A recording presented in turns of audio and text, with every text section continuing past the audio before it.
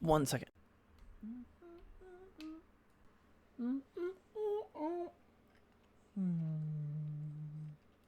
So tonight I introduced my wife to sardines, and she actually liked them, but she had to go to bed, so I am now finishing the can. And if you've never had sardines, I suggest not too bad. So today I'm going to be talking about some things that came out in the news, because that's what I like to do. Is I like to watch or read the news and kind of keep up on the day-to-day of things. Hi, Finn. Hi, puppy. No sardine for you. No, no, no, no, no. So, first off, thank God I am not in charge of anything around here. Short of serving up the rich with a nice Chianti and some fava beans, I would be calling for some shit that I think we are in dire need of right now. Not tomorrow, not 2 weeks down the road, right now. And so, sorry, oof. I don't think that's the sardines. Oof. No, I just had something stuck in my throat. Anyway, so what is it that I think we need? Well, with unemployment on a dramatic rise, businesses closing down nationally, and schools locking their doors for anywhere from 2 to 8 weeks, maybe even longer, there are a lot of problems facing average Americans that, interestingly enough, Republicans are suggesting a solution following in the footsteps of Andrew Yang. Yep, that is a sentence that I just said. Trump and Romney and a few other Republicans want to give you some money because, as it turns out, not having a bunch of people work, not super good for some reason. So that's all interesting. And what's even more interesting is, meanwhile, Democrats are just opposing it. For the most part, many of them quietly, and some of them just outright saying, no, this is a terrible idea, we shouldn't do this. Which may seem like a paradox, or to some people it may seem like they're just trying to outright make Trump look like a bad guy, or trying to keep him from scoring any political points. But I think it's a little bit more complicated than that. I don't think it's just outright Democrats hate Trump so much that they're going to ignore something that's actually going to help the American people. So, with that being said, I don't think UBI is perfect, especially as a response to the crisis that we're facing right now. There are a lot of hurdles that we are currently facing, and just giving people some money doesn't really get us over those hurdles. There would have to be several provisions that would have to be put in place in order to really make a UBI effective right now. So,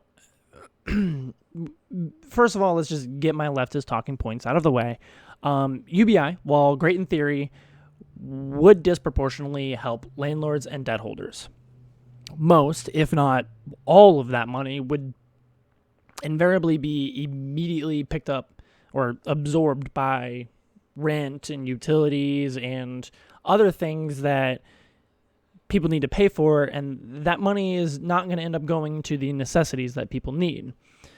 What Republicans are proposing essentially is a one-time lump payment of somewhere around $1,000 to $6,000 to individuals that make less than $60,000 a year. I think going the more conservative route of $1,000 really fails to remedy a lot of the programs that many of the workers presently being put out of their jobs rely on fairly heavily. And I'm talking about things like school lunch, after-school programs, daycare, and so on. These things are not easily fixed by just putting cash in people's hands. While in concept, having this money may alleviate some of the costs accrued from not being in work and having to take on, having to spend extra time on these things. In reality, it doesn't nearly scale as needed. Many programs are either free or subsidized, and the amount of money initially being proposed falls really short of meeting the needs of the everyday working family. And furthermore, is this money going to be given to every individual, or is it just going to be given to households? I could probably find the answer at this point. But the time that I wrote this video, I couldn't find it.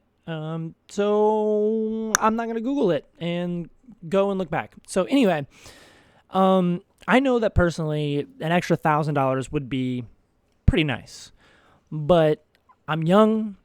I'm married without kids. I have a secure job in public safety. And I've managed to land a really cheap apartment that is pretty nice. But what about families of 5 that don't have secure jobs right now? Is an extra 1,000 or 2 really going to do a whole lot of good when taking kids out of school causes an increase of daily costs of food, as well as energy and water consumption around the house for everyone being home all day? Probably not. And that's not to say that a UBI wouldn't help. It's just to say that it doesn't really do any good when money isn't the only problem.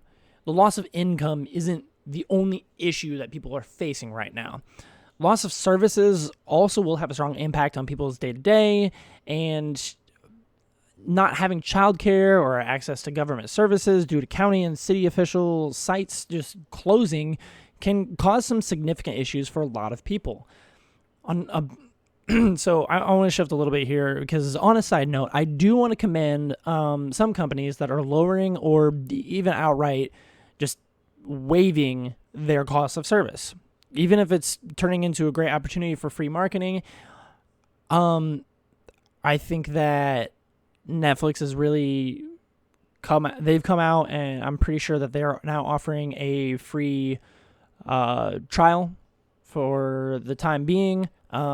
So one of the really cool things that we've seen come out of this whole mess is free access to streaming services, removal of caps for data usage, and shit. Even the Washington Post has made all articles covering COVID-19 free. So, that's kind of cool. But I think that that's not enough. What happens when companies open back up and people start going back to work? What happens if they don't have the revenue to pay employees and can't hire everyone back? What happens when these subscriptions are no longer free? What happens when the water bill is due, the cell phone bill, the rent, all of these things are due? What happens to people that get left behind when this is all over? I mean, we all know that's going to happen, right? Like, every single disaster inevitably leaves some people behind and just forgotten. It happens every single time. So I believe that all services at this time should offer a limited time free cancellation of any contract held by customers. I mean, I know personally, again, with the anecdotes, I know personally that I would love to get out of my Comcast right now, because there is a fiber service in the area that is significantly better that I would love to have. But anyway, so far I've been talking about small things, hinting at bigger things. So what about the really hefty shit that would actually help a lot of people out? What could we do to make a temporary UBI really viable? Well, for one, we could, for the time being, forgive mortgage payments. Each month, the country is basically on lockdown. Perhaps that would be a little bit lofty. I feel like we could probably means test it to some extent. Does Bill Gates, does he really need to forego his mortgage? Probably not. Does Jeff Bezos and the Walton family need to not have to pay for their million and billion-dollar homes? I don't think they're hurting so much that they don't need to. But for those of us that don't have money in the excess of millions and billions of dollars, maybe we can go without having to pay rent for a little bit or pay for our house payments for a little bit. Maybe instead of just putting utility payments on hold, the government can suspend all payments without any accruing debt between now and when this is all said and done. So if we're going to put utilities and rent on hold, maybe we don't expect back pay when it's all said and done.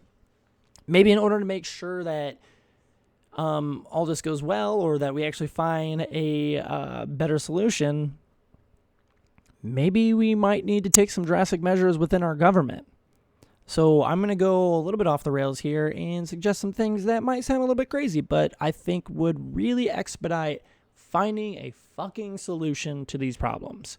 So, in order to make sure that senators and House representatives actually do their fucking jobs and get the things done that the American people need done right now, instead of trying to score some political points or play defense so that others don't, maybe we can just suspend their wages until they come to an agreement or some form of resolution. Maybe we should just lock them all in the Senate and lock them all in Congress, lock them all in their offices and tell them, hey, sit down, work this shit out, or y'all aren't getting any fucking money from us. Maybe, as more people fucking die from this shit, if they don't figure something out soon, we're going to start taking their payments, their fucking salaries, and we're going to start giving it to the people, giving it to the families of the people who have died from this thing. I know that sounds a little bit crazy, but I personally think it's kind of fair. I think that our government officials should be held to a pretty high standard in moments of crisis like this. I mean, look at workers in the gig economy. If you don't know what the gig economy is, it's basically like when you have like plumbers, electricians, anybody who only has a job when there is a definite task that needs to be done, and they need to go out and find places that require a job to be done. What's gonna happen to them? You know, when people can't afford to renovate their homes, when people can't afford to get that light fixture changed or fix the leaky sink, they don't get paid. So why should Congress and the Senate and any other top government official get paid right now while millions of people are suffering? Like, if we hold electricians to a standard of, if you don't do the job, you don't get paid, why can't we hold the people in power to the same standard? I mean, when their actions or lack thereof mean literally life or death for thousands or even millions of people, call me crazy, but I would like our officials to actually give a shit about the people that they represent. So anyway, maybe if it takes them too long, we can kind of talk about this, but just putting that, whatever.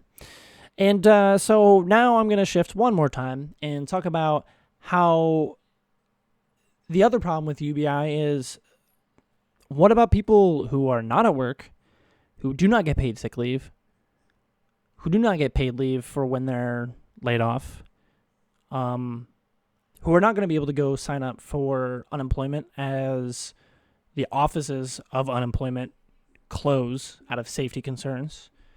What happens when they need to go to the hospital and cannot afford the doctor bill off of the money that they're given through this new universal basic income. I saw a post today about a lady that went to go get tested after having all of the symptoms for COVID-19 for about 3 days. The doctors ran a bunch of tests, but refused to test her for COVID-19 because she hadn't traveled outside of the country in less than 21 days. Because she wasn't tested for COVID-19, she was still charged over $1,000 for her hospital visit, and she still hasn't gotten the doctor's bill, which, as we all know, is extra cost. By the way, according to her post, the doctor just stood at the nurses' stations for a few seconds and just told her no testing will be done. I can only guess what that's going to cost her. Luckily, it turned out that she did not get the coronavirus. Instead, she did have RSV, which is, I think it's called respiratory sinusitis virus. I'm probably botching the pronunciation of that, and I meant to look it up, but I forgot to. So RSV, look it up. It presents in a very similar way as the coronavirus does, except it's more common in children. So I hope that these points land well with you. If you have any disagreements with me, I would love to hear them. Just to kind of wrap it up, I feel like UBI is just a tiny piece of the puzzle. I've already seen former Andrew Yang supporters come out and be like, yeah, yes, Queen, yes, Queen, yes, Queen, we need UBI. Well, maybe that would work. But I just don't think that it solves all of our problems. Like, I think it's great that our government is talking about what to do and trying to kind of act quickly now. But I feel like in the United States, we should kind of be like the Boy Scout of countries. The always be prepared. We should have had plans and contingencies in place before it ever got to this point. We shouldn't be reacting to things and playing damage control after things already get bad. We should be working proactively in trying to mitigate the effects of these disasters before they ever happen. So if we go forward with the UBI or 1 or 2 time UBI, I think it'll be nice, but I don't think it'll be enough. So yeah, let me know what you think. And if you like this video, hit like. If you dislike the video, hit dislike. If you want to see more of my content, hit subscribe. I hate doing this final plug, but it's YouTube, baby.